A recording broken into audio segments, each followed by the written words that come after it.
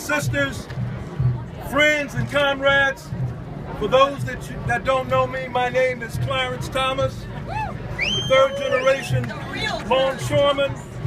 I'm here today speaking not as an official representative of my local. As many of you may know, we're involved in very, very difficult and protracted contract negotiations. But that does not silence my voice. And I want everybody here to know today, an injury to one is an injury to all. Tear down the Israeli apartheid wall.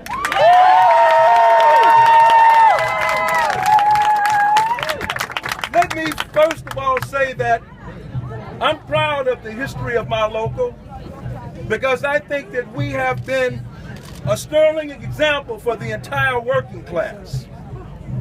This is not merely a protest today. We've had protest marches all over the country.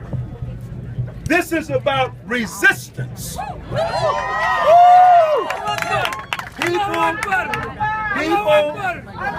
People who are occupied, resistance is justified. That's one of the most important slogans that I've heard here today. What you need to understand, I'm a longshoreman. I make my living right here. But what you have done is have the Zim vessel reluctant to come in because you're here. What you're doing today is going to be heard around the world.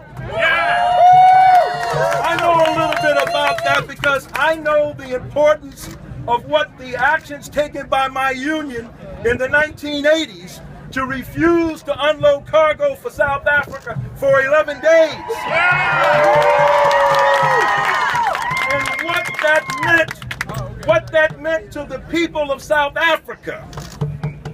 Many of you here have white skin privilege, and I'm glad that you're here. But for me, an African American, I just want to say that I have a personal connection with what's going on with the people in Gaza.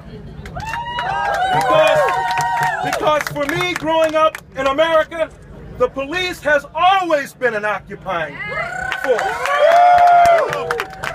When we see today, in the 21st century, a young black man, a youth, shot down in broad daylight like a dog and left on the streets for 4 hours. What does that tell us?